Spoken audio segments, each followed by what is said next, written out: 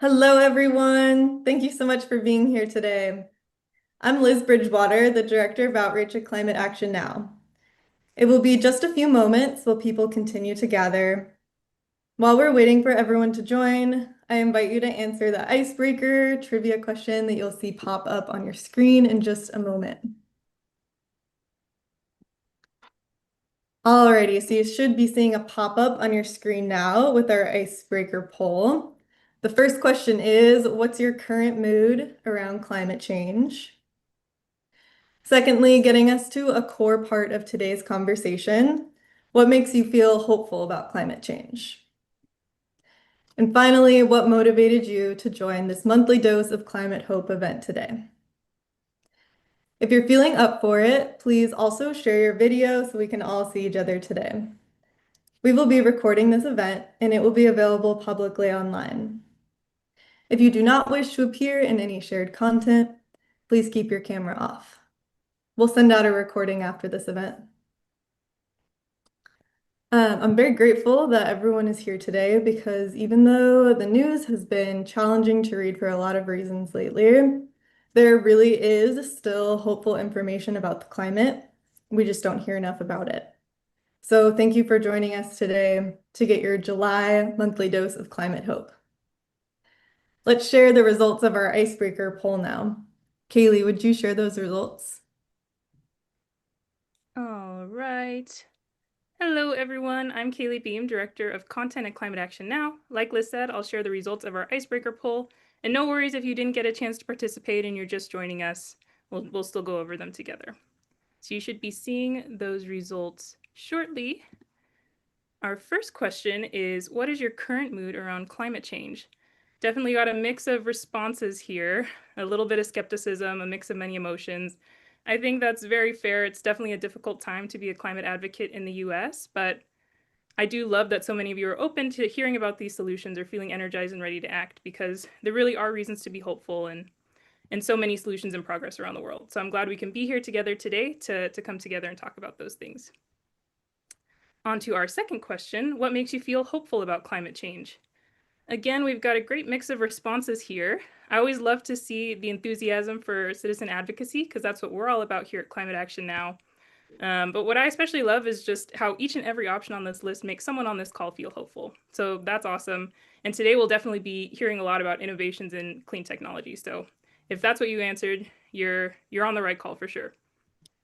And on to our third question, which is what motivated you to join this monthly dose of climate hope event today? The most popular answer is I care about learning climate solutions, but many of you are also in desperate need of a dose of climate hope. So today you'll get the monthly dose of climate hope experience, but if you're ever in need of some daily or weekly stories of hope, make sure you're subscribed to our Dose of Climate Hope newsletter. All right, thanks so much for participating in our icebreaker poll to kick things off and get us ready for a hopeful and insightful conversation. Before we transition to the live interview, we're going to warm up by taking an action together, inspired by our featured speaker's work. So if this is your first time hearing about Climate Action Now, our app and website make it easy to send well-researched, personalized messages to political decision makers and business leaders. You'll be able to take action using the app or website today. But one added benefit of using the app is that you can earn points by taking action, and when you earn enough points, Climate Action Now will plant a real tree on your behalf. So let me share my screen and show you just how easy it is to take action with the app. All right, here we go. So this is an example action, and as you'll see, it only takes 3 touches to take an action. First, touch Do It Now. Then, you can choose how you want to contact the decision maker you're reaching out to. Because the app has your address, it knows who your federal, state, and sometimes local officials are. Then you just have to hit send, and you've taken action. Earlier, I mentioned earning points toward a real tree, and so far, the Climate Action Now community has actually planted over 370,000 trees together. So now that you've seen a sample action, that brings us to the action we'll be taking together today. We'll be urging our state leaders to give clean meat and seafood a chance in light of the FDA's recent and first ever approval of cell-cultivated seafood. So go ahead and take out your phones or tablets and open up your camera app. If you have or want to download the Climate Action Now app, feel free to use the QR code box on the left. As you're pointing your camera at the QR code, a little pop-up that says Climate Action Now should appear on your screen. Once it does, all you need to do is tap on it to get to today's action. If you don't have the app already, tapping that bubble will take you to the App Store where you can download it for free. And once you have it, all you need to do is follow the prompts to sign up, and it will take you right to today's action. Now, if you're not on the app or prefer to take action using a web form, feel free to scan the QR code on the right instead. And if it's not working for you, don't worry, I will also drop direct links to the actions in the chat. All right, I'm gonna switch my screen to an image so that these QR codes, you still have access to them. But other than that, I'm gonna hand things over to Liz to introduce our speakers and get things started. Over to you, Liz. Thanks so much, Kaylee. Today, Sam Matey Coast, the editor-in-chief at Climate Action Now, will be talking with our expert guest speaker, Eshan Samaranayake.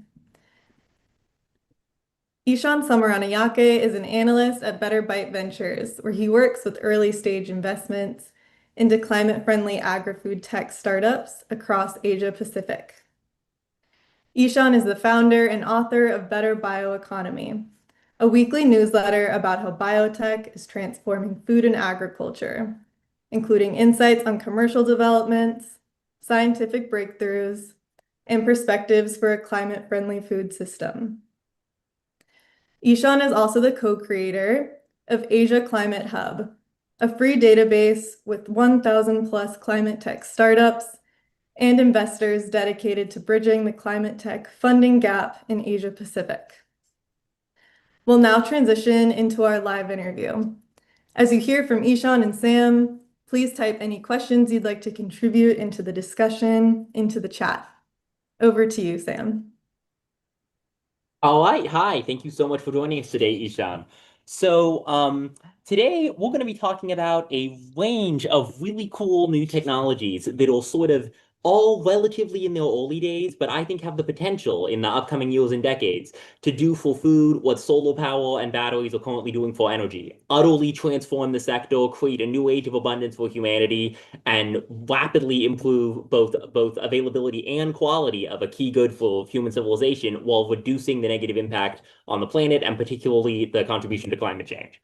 So the particular technologies which I want to talk about are cell cultivated meats, which are the sort of related field of plant-based meat substitutes, the use of AI in agriculture on everything from crop breeding to enzyme synthesis, and precision fermentation, which is one that I'm particularly excited about. And I'm not an expert, so if any of the stuff you write about doesn't exactly fit in one of those boxes, what I'm basically saying is all the stuff you write about. So Eshan, I think that this is very early. I think this is like solar power in like the 70s maybe or the 90s. Or even this innovation is happening in like labs and universities and little startups around the world. And it really hasn't made the news much other than a gimmick. But could you just could you just give like a broad intro on like what your job is, why you're doing it, and why you're excited about what's happening with food? What? Yeah, absolutely. Thanks, Sam. Hi. All right. Yeah, thanks everyone. Thanks for your time. Thanks for joining from wherever you are joining from. As Liz mentioned, my name is Eshan. I was born and raised in Sri Lanka, and I'm based in Hong Kong right now. I have an educational background in biotechnology and molecular biology from my university studies here in Hong Kong. So in terms of what I do, my full-time job, I work as a agriculture and food technology analyst at a venture capital firm called Better Bite Ventures. So at Better Bite Ventures, what we do is we invest in early stage agri-food tech startups based in Asia Pacific. So we are looking for solutions that are helping to decarbonize the food system. Now, food system is responsible for around like 20 to 25% of the global greenhouse gas emissions, and it is often not talked about as much as transportation and energy, which is a shame because this is like a huge chunk of the global greenhouse gas emissions, but it's not getting enough media or like headline attention for its impact. So outside of my day job, my full-time job at Better Bite Ventures, I write a weekly newsletter called Better Bioeconomy, where I discuss like the latest innovations in biotech related to food and agriculture and like how some of these cool innovations are helping to build a better food system that's more climate friendly, nutritious, equitable, and all the other good stuff. Of course, like animal free, or hopefully animal free as well. Okay, so why am I doing this? Other than the fact that, food is like a big part of the climate equation that is kind of often neglected. I, as someone who's like super passionate about biotech, as someone who knew I wanted to do like get into biotech since I was 12, I was looking at, okay, how can I use biotech to make the world better? The obvious route for like a biotech graduate would be to like go into pharmaceuticals.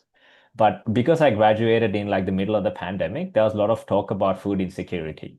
That's when I really started reading about the food system. And then I realized, how unsustainable and how inefficient the food system is.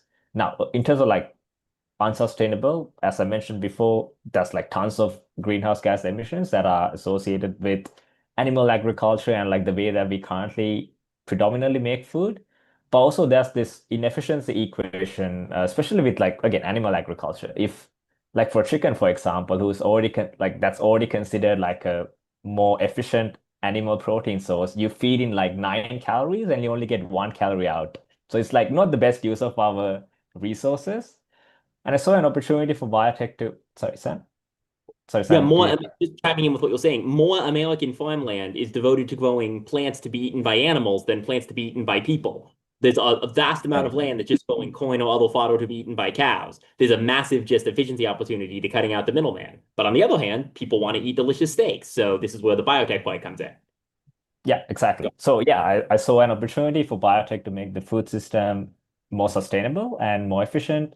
So I decided to pursue a career in like agri-food tech after my graduation. And now I've dedicated my whole career so far, relatively short career though, but I am working on like food and agri-tech during daytime, investing in them, and during my nighttime, just writing about them and sharing with anyone who's like willing to read my stuff. So yeah, it's just to like find a way to make food in a sustainable way to this growing population within our planetary limits. That's what inspired me to pursue this space. Of course, like as So, Sam mentioned, sorry, go for it, Sam. no, go ahead, go ahead. No, as you rightly mentioned, there are like so many cool technologies that are out there. I would like love to get into all of that if that's of interest. Absolutely. So let's just so I'd sort of like to sort of hop from like point to point around around some of the cool projects you've written about just to give a sense of what's happening around the world. So first off, this is sort of a fun one because it ties into some brands well known in the US. You wrote recently about that mycoprotein, mushroom protein project in Denmark in a converted Lego factory. Could you tell us more about that? Yeah, so this one, like the technology is called biomass fermentation. So as Biomass you fermentation. Yeah, Yeah. okay. So broadly, these kind of technologies where you use a microorganism as the food source, we call that biomass fermentation. But that's different from plant-based food where like the plant is the food. In biomass, it's So like, as you mentioned, sorry, Sam, go ahead. no, go ahead, go ahead. As you mentioned, like mycoprotein. So mycoprotein, these are protein that you get from mycelium. So mycelium is this filamentous fungi. So that goes under biomass fermentation. And that's also like something like microalgae or like microalgae, depending on where you're from. You might pronounce it differently. But like the photosynthetic single cell plant, basically, like microalgae, that also goes under biomass fermentation. So broadly, whenever we talk about So biomass fermentation, I'm just cutting in to give little summaries. Biomass fermentation is when we have little organisms like algae, fungi, or other creatures that are growing on stuff, that are eating, and then we can make them into food for humans.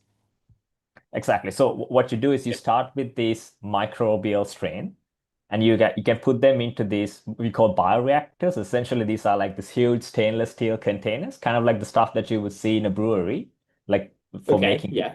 So you put the microorganisms inside this huge container, stainless steel container, and then you add the nutrients for these microorganisms to grow, whether it's sugar, but for something like microalgae, you actually don't have to provide any kind of sugar. You can just use carbon dioxide to make its proteins. So you have the microorganisms, you put them in a container, and you provide all the nutrients. And because these are microscopic organisms, they grow really fast. Like they double in population within few hours. Now, if you compare that to like an animal, how long does it take for an animal to double its size? Could be months, right? But yeah, these microorganisms, they grow really fast inside these bioreactors, and they are very high in protein content. Like how high is like, okay, something like again, mycelium, depending on like the strain that you're using, it could be like 70% protein per gram of dry mycelium, or like dry ingredient. So if you have like 100 grams of these mycelium, that's like 70 grams of protein that you can get from them. So And the basically, that stuff that's people already eat mushrooms in a bunch of different contexts, and this is sort of growing it on a large scale in a way that can be made into a sort of major protein source, this sort of the center of the meal in what would traditionally be meat-based recipes. Yeah, so it can be used to replace some of the meat, so you can use them as like meat analogs. That's something that's been widely used. Like microproteins are being widely used for. And like the cool thing about biomass fermentation, more specifically, is that it reduces like when you compare to something like beef, like pound to pound, when you compare microproteins with beef proteins, it'll reduce the greenhouse gas emissions by around 90%. And like it drastically lowers the water and land use. Because if you think about beef, you need like lot of land to get like a kilogram of protein. But for something like these microproteins, you have these containers that kind of grow vertically, and you don't need a lot of space to grow them. So that's another cool advantage. Of course, like the water use reduction is more obvious, and of course, there's less farting because you don't have to grow any cows, and that reduces like the methane emissions as well. And one thing that I really want to highlight for this is that sort of people often freak out when they hear about like even many people in the climate space, when I talk to them about some of the food technologies I'm interested in, the kind of stuff we're covering, people are like, whoa, this is coming from something called a bioreactor. This is coming from a microorganism in a lab. This sounds sort of weird or creepy or dystopian. But here's the thing, like what this is not meant to replace or even really compete with sort of the ideal version of food consumption that is stuff you get at the farmer's market. It's not meant to compete with like a high-end organic farm where animals are treated great and cows are idyllically grazing in a field, or like a family farm is providing like tomatoes or like super organic like humanely raised beef at the farmer's market. That's sort of a high-end premium luxury product. And what this is trying to do is replace what actually produces a lot of protein on Earth today, which is factory farms, which is a lot more dystopian than a bioreactor. It's a feces-filled torture chamber. It's a slaughterhouse. So like there's an implicit sort of comparison between, oh, this weird thing sounds kind of industrial, not sure if I want to eat it. You're mentally comparing it to like an ideal farm from a children's story, but what it's actually trying to compete with is just absolutely nightmarish. Just has terrible terrible conditions for spreading diseases, spreading antibiotic resistance, abusing locals, torturing animals. This is trying to replace like the Big Mac, not the farmers market. So so like what that looks, so just putting that in there to clarify sort of what we're talking about and why. Yeah, absolutely. It's Yeah. spot on. Like, for something like biomass fermentation, you don't have to use antibiotics, or like you don't have to pump in hormones into the bioreactor to grow these proteins, unlike industrial animal agriculture practices. Yeah, there's a fundamental sort of huge benefit here, which could become very relevant soon, and has only been a side benefit so far, but could soon become the main selling point, which is if you're eating stuff that is not from a mammal, it's way less likely to contain diseases that can affect mammals. Like Hmm. there's everything from like just food poisoning type contamination bacteria like Salmonella and E. coli to potentially much more dangerous stuff like that prion outbreaks like mad cow disease in Britain like a couple decades back, to like just antibiotic resistant bacteria that evolved because the mammals get sick if they're kept in terrible factory farm conditions, so they pump the cows full of antibiotics so they don't die. Huge amounts of bad stuff can just be avoided by not eating meat from a mammal. And and like we talk normally about like efficiency, less land, less water, less emissions, but especially with antibiotic resistant bacteria, less disease is a really big factor here. Yeah, absolutely. That is a big draw Yeah. for alternative proteins, like the fact that you can reduce Yeah. the risk of zoonotic diseases Yeah. significantly. Yeah.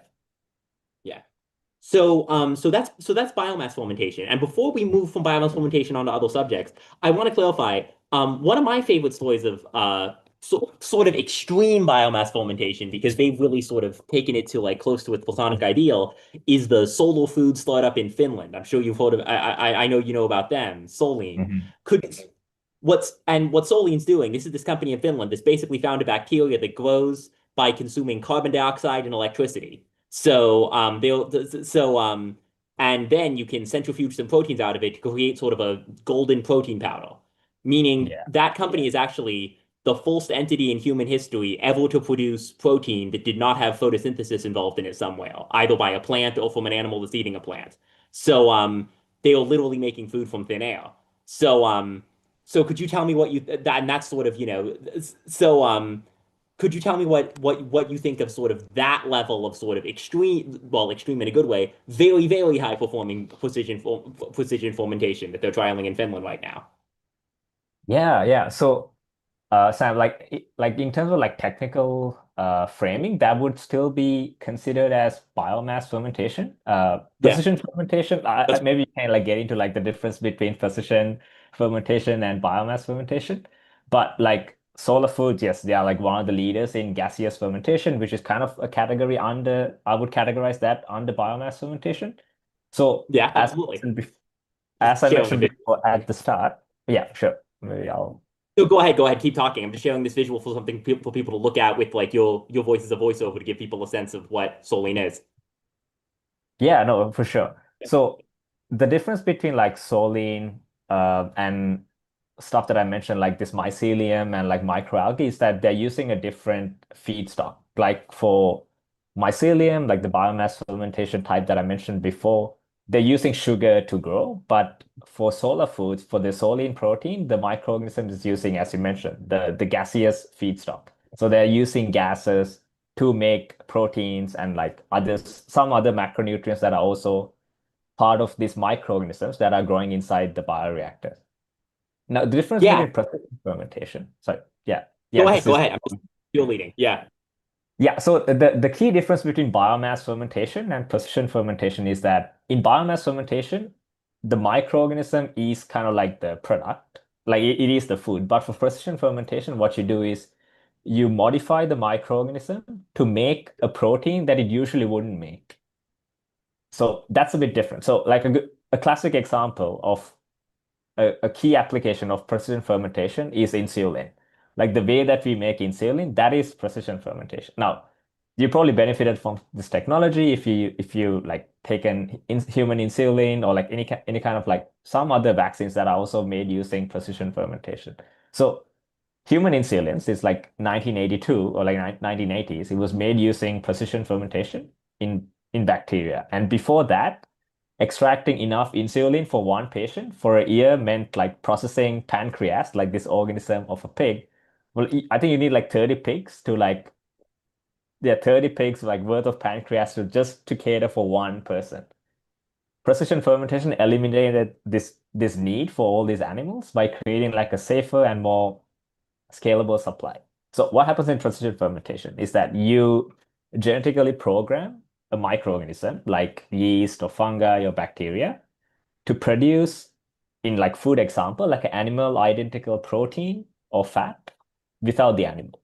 So instead of raising cows to get the whey protein or like chicken to get like egg whites, we can teach the microbe to make certain proteins directly. So scientists, what they do is they identify the DNA sequence that codes for a target protein, like casein or like whey, these kind of like dairy proteins, or like egg white proteins, and they insert the sequence into a tiny protein factory, essentially, like a tiny bacteria. And then you grow them inside these big fermentation tanks, like the ones that I mentioned at the start about like this big stainless steel containers. And then now these microorganisms start making these proteins that it was engineered to make. So that's the key difference in precision fermentation. It would make a product that it usually wouldn't make, but now we'll reprogram it to make something new entirely. Absolutely fascinating. So jumping around again, this is sort of the microbe thing is actually the pathway I personally am the precision fermentation is actually the pathway I personally am most optimistic about. But maybe the one that's gotten the most news coverage is sort of a different step. Instead of getting microbes to make the specific protein that is made generally by animals and specifically animal cells, growing the cell cultivated meat is growing animal Mm. cells without the animal, sort of one level up from the microbe. Animal cells that contain all the proteins and nutrients and stuff we love about meat, but with no animals killed in the making of them. Could you give just and our action for this call today is trying to convince US state governments not to ban cell cultivated meat because it is very early and we are playing defense against sort of a crazy social media machine. So could you just give me an overview of how cell cultivated meat works, how it differs from sort of biomass fermentation, precision fermentation, and what your thoughts are on those technologies? Yeah, so okay, in biomass fermentation, it's like the microorganism is the food. And in precision fermentation, the ingredient that the microorganism makes is the food.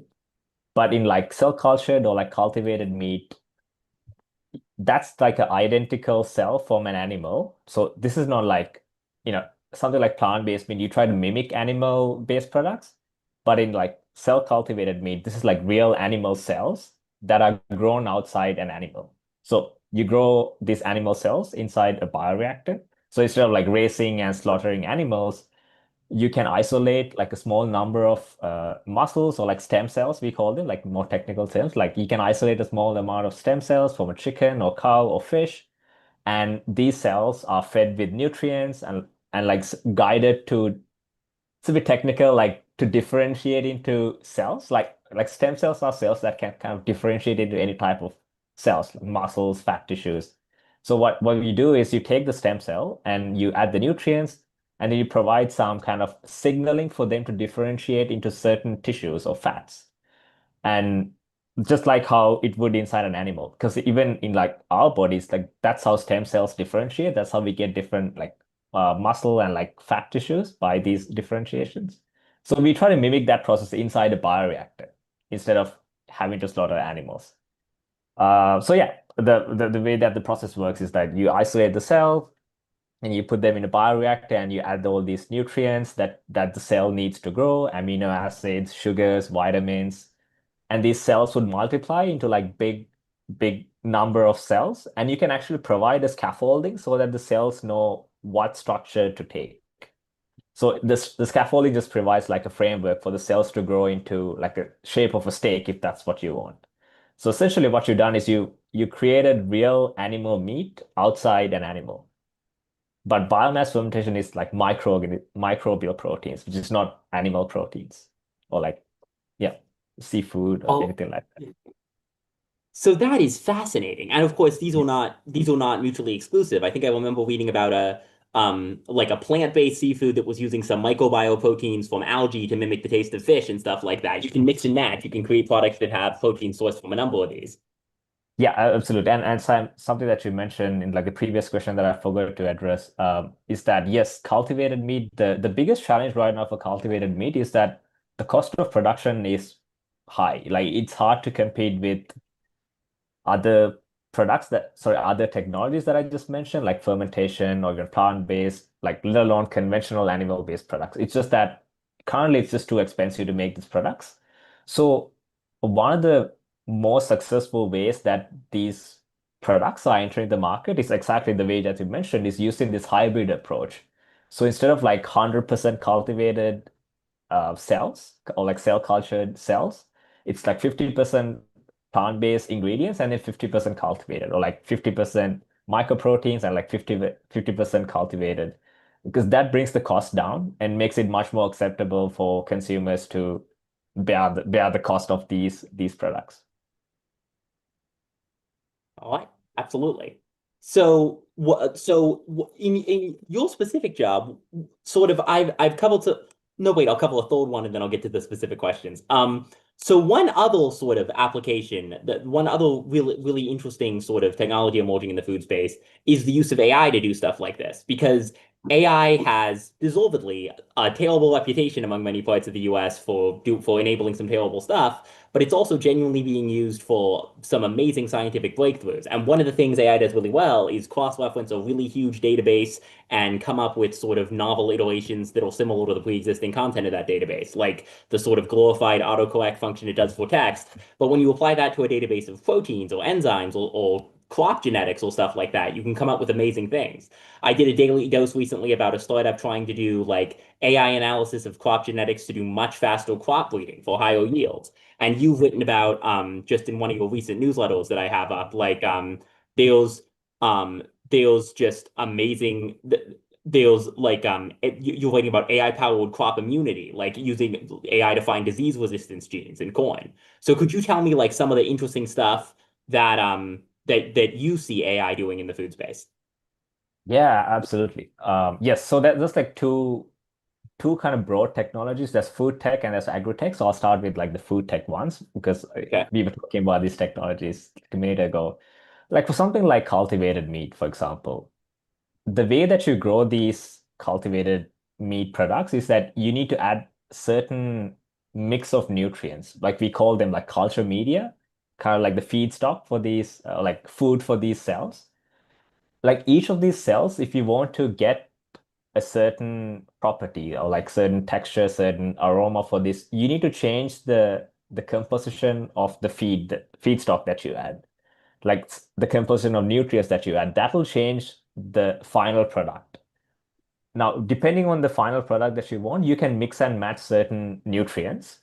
The way that AI can help is that AI can like scan through a bunch of like publicly available information, and also like based on the experiments that scientists have done before, they can like pick out like the ideal combination of nutrients that you can kind of like mix and match to feed into this cultivated meat product so that you can get the desired taste and like texture properties. So AI is helpful in terms of like scraping through like 1,000 different combination of nutrients and like helping you find like the optimal ones. So that's like one way that it can be helpful for cultivated meat. For something like biomass fermentation, AI has been helpful just in terms of maintaining optimum conditions inside the bioreactor, just making sure that the temperature and like the feed and the nutrients that are added in the right time, but also like finding the right nutrient for the right microorganism that you want to mix inside the bioreactor. So, because if you try to like randomly test each nutrient to each microorganism that are out there in the world, that's going to take you forever. So like AI greatly helps you reduce the experimentation time it takes for you to like find the optimum mix of these nutrients and microorganisms. In terms of like agricultural applications, yeah, you're right. Like the one that you brought up about like immunity. So this one is it's about looking at a plant's crop genetics. You can understand which genes can be turned on. So what I mean by turned on is that if you look at a plant, only some genes are turned on and some of the genes are turned off, just based on like the external factors of the plant. Now, if you want to like actively turn on one of the genes, you need to find like, okay, which gene I need to turn on. And that's not easy. Like the way that I say it makes it sound kind of trivial, but it's actually very hard to figure out which gene that you need to turn on to get the desired output. Like in this case, like crop immunity. So what AI is helping is it's helping researchers find that target gene quicker so that they can now find it and they can activate it. And once you activate that gene, what happens with gene activation is that gene activation will produce a certain protein that will give the immunity to the plants. I'm sorry that if that's like all very technical, but essentially if you find the right gene and you turn it on, you can create a protein that the plant will now make, and that protein will give immunity to the plant. But feel free to like ask any follow-up questions if that's super technical. That is spectacular. Like AI helping create a protein that, or finding a gene that creates a protein to grant immunity from a disease to a plant. That is sort of what we wanted with AI, not like endless like self-generated cartoon characters. We wanted like a Star Trek computer that actually does useful things. So Yeah. so yeah. So that is really great to hear, and I love that kind of story. And Brett actually just put a great direct message question to me that I'd love to ask you. What are you Yeah. most outraged about related to your work, and what are you most optimistic about? What are like some of the worst and best things happening for all of these technologies right now? Mm. What am I most outraged about? I think what you mentioned at the start, like this banning of the like the cultivated meat products getting banned even before they have a chance to like get to the market and really prove itself. Like, some of the states, there are like 6 states that have like banned it in the US. Like they frame All it state they frame governments. it as like, protecting farmers' rights or like whatever, something like that. But actually, farmers actually don't want these products banned. They actually want these products to get to market and have a fair chance to compete with, like the conventional products and let the market decide whether this is a good product or not, instead of like banning them even before they actually get to the market. So there's probably some kind of other motive for these politicians to ban these products, but they kind of frame it as, oh, protecting farmers' rights or whatever. So that's kind of frustrating because you don't even let the free market do its thing. You just ban it even before it gets to the market. So that's yeah, that's probably like the most frustrating one. What am I most optimistic about? Oh, there's so many. Something that's one thing that's like super interesting, right? That's happening right now. Like this whole novel food movements, at least for me, started with alternative proteins. But actually, what's been more successful recently is not proteins. It's like alternative chocolates and alternative coffee, because that has a more immediate business case. What I mean by that is for something like, let's say like alternative seafoods or alternative meats, for businesses to adopt these new innovations, they don't see the problem right now. Like they don't see the issues with climate change right now. They don't see an issue with the supply chain getting disrupted right now. But for something like chocolate and coffee, the prices went high like crazy in like the past few years because of supply chain disruptions for coffee and chocolate. And And I'm just sorry. cutting in. I know I'm interrupting you a lot, Ishan. I'm sorry. I'm just trying to It- connect the dots to other stuff I've written about. Um, the supply chain disruption that's driven up the price of chocolate is drought in West Africa. So this is a direct supply chain disruptions is sort of one of those places that gets people to zone out a little bit. But in practice, that's climate impacting the food system now. That's why chocolate prices have gone higher, and that's why another reason why this technology is so valuable. Yeah. So, Go and ahead. because of this, like these big confectionery companies, coffee companies, now they are looking at these startups that are making alternative coffee products and try to get an understanding of these technologies so that when they get to a certain scale, when these startups get to a certain scale, these folks, like these big companies, can partner with them. But like sometimes even before they get to a certain scale, like one example is this company called California Cultured. So they use plant cell culture technology. So essentially, it's similar to cultivated meat, but for plants. So you grow like coffee cells inside a bioreactor. So you make coffee without growing the coffee plant. Uh, California Culture, even when they were in like pilot scale, they formed a partnership with Meiji, this big Japanese chocolate company, because like Meiji sees these kind of technologies as like a way to de-risk the supply chain down the line. It could be like 10 years from now, but still they want to make those partnerships now so that when these kind of supply chains do get disrupted and when these startups do scale up, they can like come in and take their products and provide them to the consumers. But like something that I want to add is that it is very encouraging, of course, because there's buy-in from big customers, but also it provides scale for these startups because these startups, they don't have like this whole huge facilities to manufacture these products at scale. So if they form partnership with these big companies, all of a sudden they have like this infrastructure that they can now scale their products and like hopefully reach consumers. So yeah, I'm sorry. Just to wrap it up, I'm like bullish on some of the uh, new innovations happening in like alternative coffee and alternative chocolate, in addition to all the good stuff happening in all proteins. Related to that, and that is great. That related to that, one thing I learned about from your newsletter that really interested me was the story of Brazian. Am I pronouncing that right? Which is Yes, I think so. a Sweet protein protein. Mhm. actually that is 200 times sweeter than sugar to the human tongue. So could you tell me the Yeah. story of Brazian? It's not actually yet it's still lab scale. It's not on supermarket shelves, but it's a really interesting sort of avenue that's being explored. Yeah, so brassine it's a sweet protein. So most people are familiar with sugar as a sweet. So like people think sweetness only comes from carbohydrates, but brassine is a sweet protein. So it actually doesn't like I might be wrong in this in saying this, but I think it doesn't affect the glycemic index because it's not a carbohydrate. It is a protein, so it shouldn't spike your blood glucose level because it should behave differently from carbohydrates. Anyway, so brassine is made using precision fermentation. The company that you're referring to, Sam, I believe that's Ubli, based in the US. Uh, so brassine naturally it's very hard to extract because it's found in like some isolated parts. I'm forgetting like exactly where. I think somewhere in West Africa, I believe. It's very Central hard. Africa, yeah. Central Africa. It's from like one fruit in like the Congo. Right. So it's very hard to scale these products because there aren't that much of it, and like to extract them, it's kind of expensive and it's hard to reach.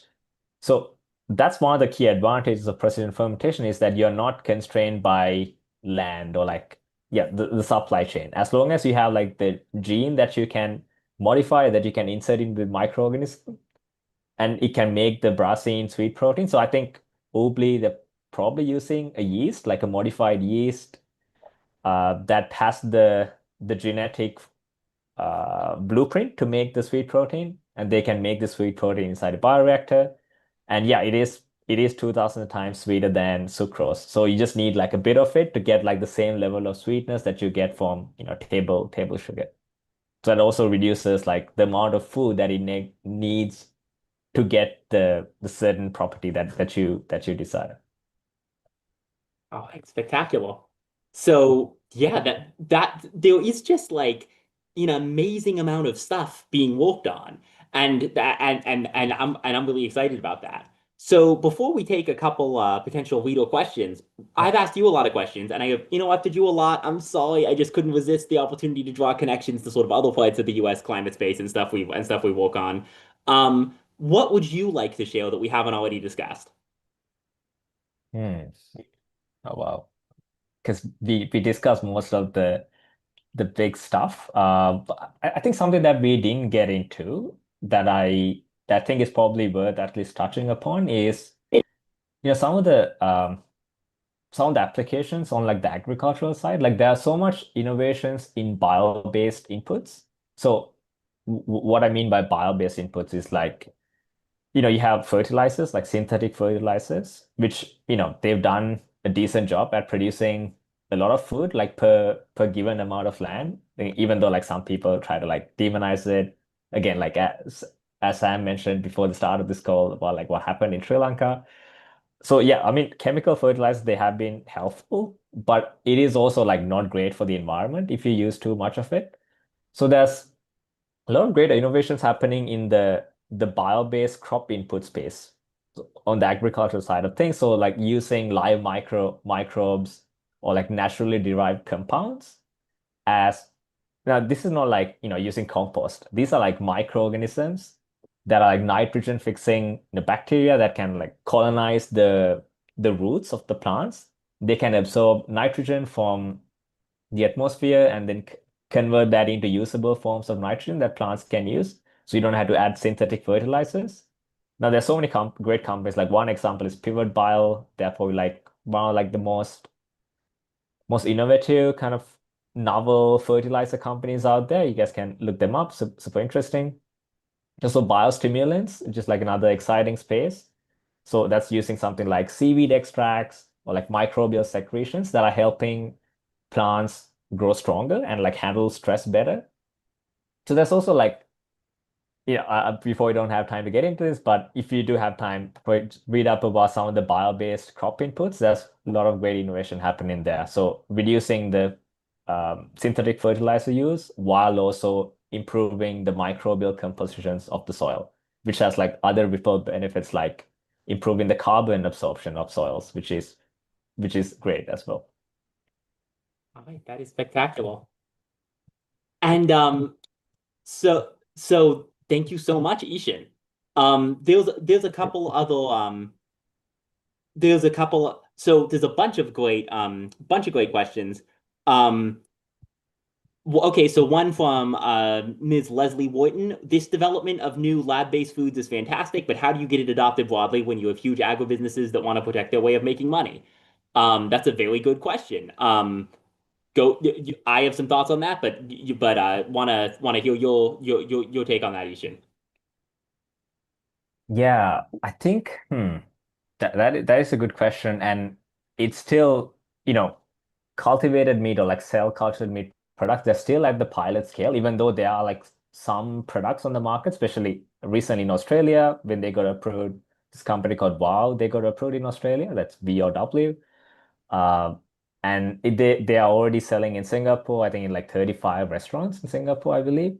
Now they go to the market at like a premium as a premium product. So they aren't competing with commodity chicken or like seafood. They are making like a new kind of meat that you can't produce from chicken. Like very, very high, like premium kind of meat products that would be hard to compete with like conventional chicken products that you have. Like Wow is a company that's like very different. They're trying to make like new kinds of meat that you can't just make from existing animals.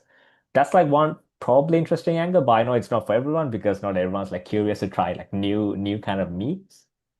I think it is hard to come to the market as like 100% cultivated meat product. I think that it would be a hybrid product.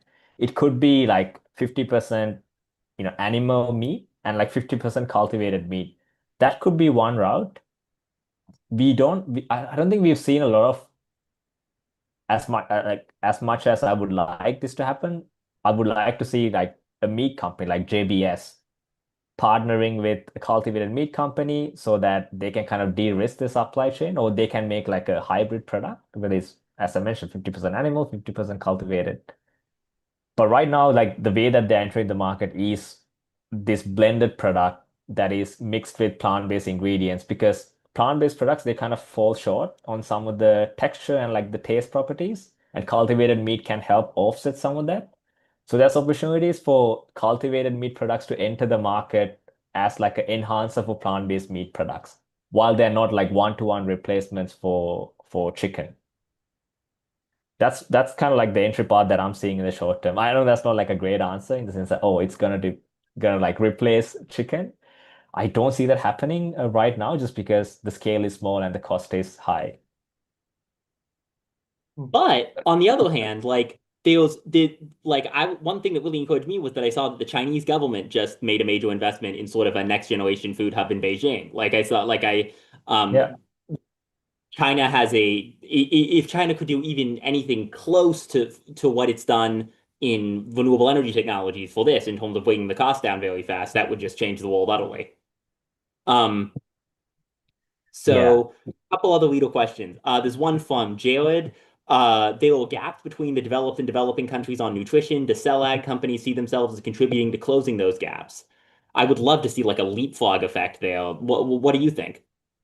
Hey Sam, sorry, can you repeat the question? Sorry, I think you got cut off for a bit on my end. Sorry, No it's worries. something on my The connection. question, thank you, by the way, and for all your answers. Question from Jared. There are gaps between the developed and developing countries on nutrition. Do cellular agricultural companies see themselves as contributing to closing those gaps? Not in the short term, just because of the price constraint. Like for developing companies to adopt these kind of products, I don't think they're there yet. Like I don't think they're there in the products aren't there yet in the sense that they aren't cost competitive. You can't, yeah, I would imagine it would be difficult for a developing company to, sorry, developing country to, sorry, it's like 11:50 p.m. on my time.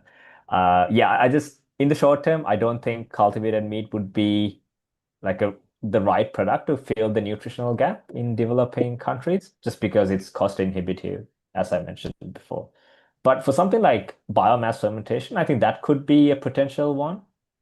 But right now, like most of the companies, because this is an early industry, right?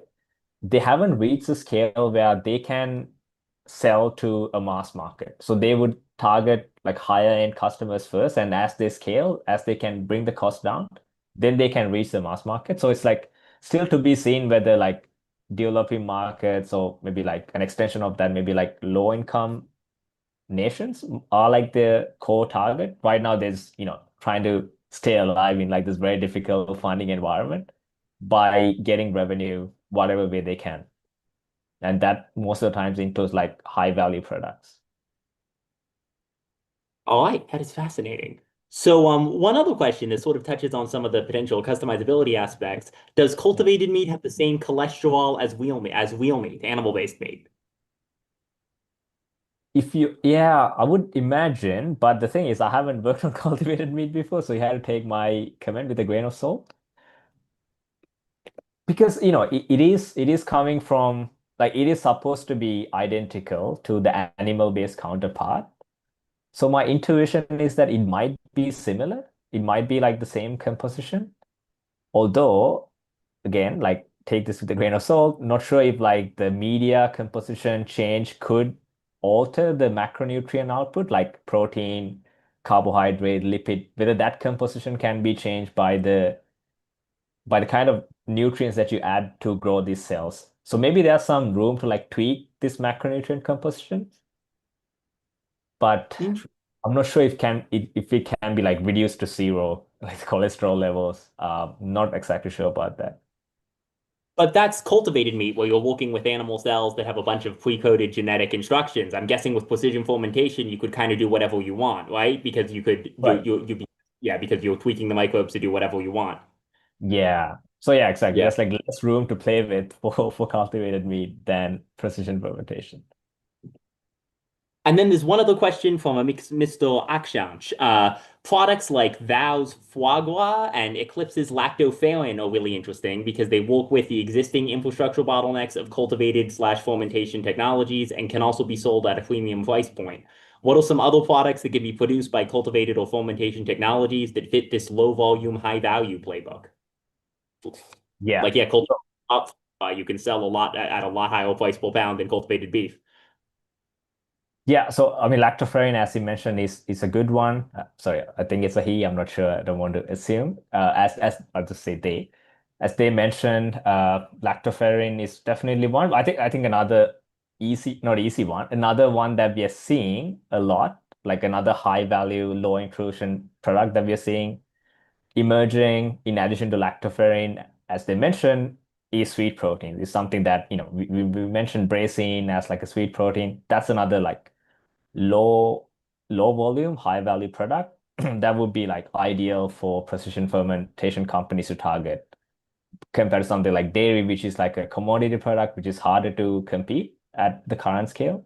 So yeah, in addition to lactoferrin, I forgot there's another human milk protein that I recently saw, but yeah, I don't want to mention the name of the ingredient if I don't remember it off the top of my head. So I'll just say like sweet proteins are probably like the other more easier route for precision fermentation companies to reach favorable economics. All right, yeah. So just looking in your that just looking in just Googling like milk protein in your newsletter search bar, would that be casein maybe or the dairy protein? Or Yeah, I that's also saw that there's a biotech startup that's doing human identical glycosphingolipids to improve the nutritional quality of infant formula. uh, Yeah. no, it's There's okay. So actually, I forgot that I can just Google. Okay, okay, yeah. it's from Better Dairy, the company called Better Dairy. They are making osteopontin, precision Okay. fermented osteopontin. So this is like another high value product that's used in infant formula, but it's just hard to extract using natural products.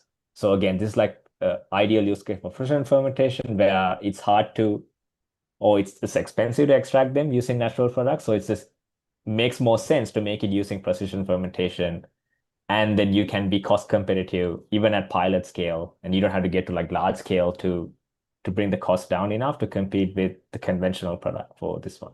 Yeah, it's osteopontin. This sorry. I don't think I would have remembered that name. All right, awesome. And then there's tons of other milk proteins. Like you wrote about beta-lactoglobulin being precision fermented. That there's tons of other potential sort of Yeah, milk proteins being casein. produced by Mhm. microbes, not cows. Yeah, yeah. So when I say milk proteins, it's not just one protein because milk is a very complicated food type. It's usually a mix of different proteins, and each of these you can produce using precision fermentation, and you kind of like bring them together to make or like try to mimic the functional properties of real milk. But yeah, to your point about like beta lactoglobulin, so this is like a major component of whey protein. And sometimes people use them interchangeably, whey protein and beta lactoglobulin. But yeah, there are like so many different dairy products that can be made using precision fermentation, and you can kind of like bundle them together to mimic the properties of whole milk. Thank you. I keep hitting you with questions, but every answer's a gem, and I want to like maximize the answers in our time. So thank you so much for answering all of these at once. A question from Brett that I missed earlier. What is the state of venture investment in these all protein technologies? There was a lot of interest in the US a few years ago. Then Yeah, sort of VC funds dried up. Beyond company lost a bunch of its value. That was mostly yeah. plant-based meat, not cultivated or fermentation. But there's also probably more researchers working on this tech than ever before. What are your thoughts on the overall Yeah. sort of picture and growth potential and sort of investment going forward? Yeah, I mean, there's no hiding the fact that venture funding for all protein has come down pretty significantly since like the peaks of 2021. And that's kind of kept up with like the broader VC market is also down. It's not just all proteins, but yeah, it has been tough, like in terms of getting funding for all protein companies. It has been like a couple of very difficult years.